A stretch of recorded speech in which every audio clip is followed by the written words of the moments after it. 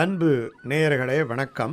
வருகின்ற 15ஆம் தேதி ரொம்ப முக்கியமான நாள், மிக மிக முக்கியமான நாள். 1 அன்னைக்கு மாசப்பிறப்பு, 2வது அன்னைக்கு ஏகாதசி, 3வது அன்னைக்கு திருவோண விரதம், 4வது சமயபுரத்திலே பூச்சொரிதல் விழா, 5வது சம்பத் கௌரி விரதம் என்கிற விரதம் இருக்க வேண்டிய ஒரு நாள். இவ்வளவு, அதாவது 5 என்பது ரொம்ப உயர்ந்த எண் இல்லையா? இப்போ 5 விதத்திலே முக்கியமான ஒரு நாளாக இந்த நாள் இருக்கிறது. எல்லாமே விரதத்தோடு விரதமாக சேர்ந்து வருது. சம்பத் கௌரி விரதம், திருவோண விரதம், ஏகாதசி விரதம். அப்போ ஒரு விரதம் இருந்தாலே 3 விரதத்திற்கான பலன்கள் கிடைக்கிறது. திருவோண விரதம் என்னட்டு திருவோணம் அன்னைக்கு விரதம் இருந்தால் மிக பெரிய சிறப்பு. உப்பிலியப்பன் கோயிலில் பார்த்தீங்கன்னா அந்த சிரவண தீபம் என்னட்டு சாயங்காலம் அந்த தீபத்தை ஏற்றுக்கொண்டு போவார்கள். அதை பார்த்து விட்டுத்தான் உணவருந்த வேண்டும் என்று இருப்பவர்கள் இருக்கிறார்கள். ஆனால் அன்னைக்கு ஏகாதசியாக இருக்கு, அன்னைக்கு உணவுண்ண முடியாது. அதனால் தீபத்தை பார்த்துட்டு அடுத்த நாள் காலையில் துவாதசி பாரணம் பண்ணணும், திங்கக்கிழமை அன்னைக்கு. இப்போ இன்னைக்கு பாருங்க, இந்த பங்குனி மாதத்திலே தேய்பிரையில் வரக்கூடிய இந்த ஏகாதசிக்கு வெற்றி ஏகாதசின்னு பேர், விஜய ஏகாதசின்னு பேர். இந்த விஜய ஏகாதசி பற்றி நிறைய புராணங்களில் சொல்லப்பட்டிருக்கு. ராமர் தான் வெற்றி பெறுவதற்காக சேதுக்கரையில் போகிறார். அந்த பக்கம் போய் ராவணன் சாதாரணமான ஆளா? முக்கோடி வாழ்நாடும் முயன்றுடைய பெருந்தோளும் எக்காலத்திலும் யாராலும் வெலப்படாத சங்கரன் கொடுத்த வாழும், இப்படி நிறைய அவனுடைய சக்தி இருக்கிறது. தேவாதி தேவர்களையெல்லாம் கட்டி வைத்தான். கால் நுழையா அப்படின்னு சொல்கிறார். காலன்னா காற்று, காற்று கூட அவனுடைய அனுமதி இல்லாமல் இலங்கைக்குள் நுழைய முடியாது என்கிற அளவிலே ஒரு மிகப்பெரிய ராஜ்யத்தை ஆண்டவன் இறைவன். இலங்கைக்கு இறைவன் என்று ஆழ்வாரே சொல்கிறார். இலங்கைக்கு இறைவன் தலைபத்தும் உதிரவோட்டி ஒரு வெங்கனை உய்த்தவன் போதவண்ணன் சதுரமா மதில் சூழ் இலங்கைக்கு இறைவன் என்கிறார். சதுரமா மதிலுக்கு யாராலும் நெருங்க முடியாத மதில் இலங்கை மதில், அவ்வளவு சிறப்பான மதிலை உடையவனம். அப்படிப்பட்ட ஒரு ராவணனை ஜெயிக்க வேண்டுமென்னா அகத்தியர் சொல்கிறாரு, உனக்கு நீ சூரியனை வணங்க வேண்டும் அப்படின்னு சொல்லி அவர் சில மந்திரங்களை எல்லாம் சொல்கிறார்.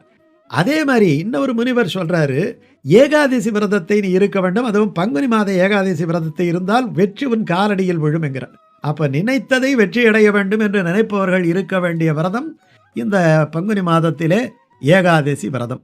இந்த ஏகாதசி விரதம் ராமரே இருந்து வெற்றியை பெற்றதாலே ராமனை நினைத்து கொண்டு இந்த ஏகாதசி விரதத்தை இருப்பது சால சிறந்தது. 1. 2வது திருவோணம். திருவோணம் என்ன? பெருமாளை நினைக்க வேண்டிய நாள். அதுவும் ஏகாதசியும் திருவோணமும் சேர்ந்து வருது, சூரியனுக்குரிய நாளில் வருது. இப்படி 2 விரதமும் கம்பைன் ஆகும்போது 2 விரதத்தினுடைய பலன்களும் ஒரே விரதத்திலே கிடைத்துவிடும் என்பது ரொம்ப அற்புதமான ஒரு நாளாக இந்த நாள் அமைகிறது. மாசப்பிறப்பாக வேற இருக்கு. அதனால திருவோண விரதம். 3வதாக சமயபுரத்திலே பூச்சொரிதல் விழா, 28 நாள், ரொம்ப அற்புதமான விழா. இந்த விழாவுக்கு இதே திருவரங்கத்திலே இருந்து சீர்வரிசையெல்லாம் வருகின்றன. யானை மீது பெரிய பெரிய பூக்கூடைகளை வைத்து கொண்டு இந்த பூக்கள், வாசனையுள்ள பூக்கள் எல்லாம் கொண்டு வரப்படுகின்றன. இதுக்கு பச்சை பட்டினி விரதம் என்று பேர். இந்த விரதத்துக்கு சமயபுரம் மாரியம்மன் இருக்கக்கூடிய இந்த விரதத்துக்கு பச்சை பட்டினி விரதம் என்று பெயர். இந்த பச்சை பட்டினி விரதத்தில் வேற நிவேதனங்கள் எல்லாம் அந்த சமயபுரம் மாரியம்மனுக்கு கிடையாது. துள்ளுமாவு, நீர்மோர், பானகம், இளநீர், இவ்வளவுதான் நிவேதனமாக படைக்கப்படும். அப்படிப்பட்ட பூச்சொரிதல் விழா, அந்த பூச்சொரிதல் விழாவிலேயே கலந்து கொள்வது அல்லது அந்த பூச்சொரிதல் விழா நடக்கக்கூடிய அந்த நாளை சமயபுரம் மாரியம்மனை நினைத்து கொள்வது நமக்கு அற்புதமான மங்களமான வாழ்க்கையை தரும். அப்படிப்பட்ட ஒரு உயர்ந்த நாள். ஸ்ரீரங்கம் போயிட்டு ஸ்ரீரங்கத்திலேருந்து சமயபுரத்துக்கு இந்த ஞாயிற்றுக்கிழமை வழிபடுறதுங்கிறது சால சிறந்தது. அதுவும் ஏகாதசி அன்னைக்கு அங்கே பார்த்தீங்கன்னா பெருமாளுக்கு சந்தன மண்டபத்தில் திருமஞ்சனம் இருக்கும். ஏகாதசி அன்னைக்கு சந்தன மண்டபத்தில் நம்பெருமாளுக்கு திருமஞ்சனம் இருக்கும். அந்த திருமஞ்சனத்தை பார்த்து விட்டு அதற்கு பிறகு இந்த பூச்சொரிதல் விழா சமயபுரம் மாரியம்மனையும் தரிசித்தால் ஒரே கல்லிலே 2 மாங்காய் என்பது போல இருவருடைய பேரருளும் ஒருவருக்கு கிடைத்துவிடும். அப்படிப்பட்ட ஒரு உயர்ந்த நாள் இந்த நாள். அதுவும் அன்னைக்கு ஏகாதசி விரதம்ங்கிறதால அந்த விரதத்தையும் நம்ம இருந்துக்கிட்டு பார்க்கறதுங்கிறது ரொம்ப சிறந்தது. இது இல்லாமல் இன்னொரு அற்புதமான விரதம், பெண்களுக்கான ஒரு விரதம் இருக்கு. இந்த விரதத்துக்கு சம்பத் கௌரி விரதம் பேர். சம்பத்னா சௌபாக்கியம் அர்த்தம். பெரிய சம்பத் அவனுக்கு இருக்கிறது அப்படின்னு சொன்னால் ஏராளமான செல்வங்கள் இருக்கின்றன. சம்பத் என்பது செல்வம். செல்வம் என்ன? பணம் காசு மட்டும் கிடையாது. அறிவு கூட ஒரு செல்வம் தான், வித்தை கூட ஒரு செல்வம் தான், ஆயுள் கூட ஒரு செல்வம் தான், வீரம் கூட ஒரு செல்வம் தான். என்ன சம்பத் அவன் அடைந்திருக்கிறான், சகல சம்பத்தும் பெற வேண்டும்னு சொல்கிறோம் இல்லையா, அப்படின்னா 16 பேர்கள்னுட்டார். கலையாத கல்வியும் குறையாத வயதும் ஓர் கபடுவாராத நட்பும் கன்றாத வளமையும் குன்றாத இளமையும் கழுபிணியிராத உடலும் அப்படின்ட்டு அபிராமிப்பட்டர் 16 பேரை வரிசையாக சொல்கிறார் இல்லையா. அப்படிப்பட்ட 16 பேர்களுக்கு சம்பத்தினிட தான் பேர்.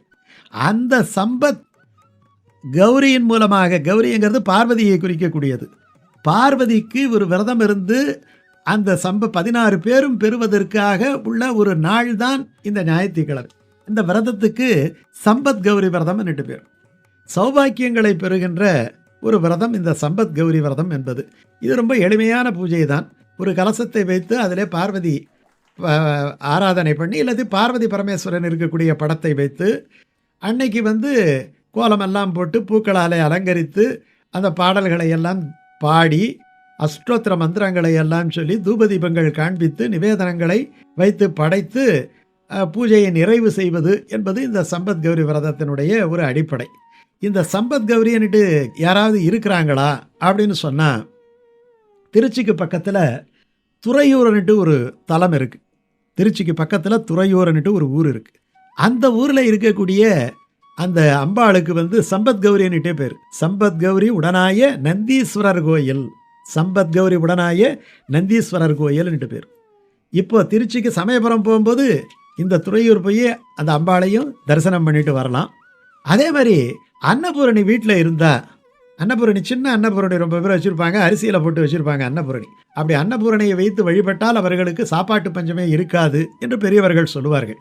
அந்த அன்னபூரணி இருந்தாலும் கூட அந்த அன்னபூரணியை நம்ம பூஜை அறையில் வைத்து இந்த விரதத்தை இருக்கலாம். சாதாரணமாக ஒரு விரதத்தை, வரலட்சுமி விரதமோ மற்ற நோன்புகளையே எப்படி கடைபிடிப்பீர்களோ அதே போலவே நம்ம கடைபிடிக்கலாம். ஆக இந்த நாள் ஞாயிற்றுக்கிழமை என்பது இவ்வளவு சிறப்புக்குரிய ஒரு நாள். 5 சிறப்பு.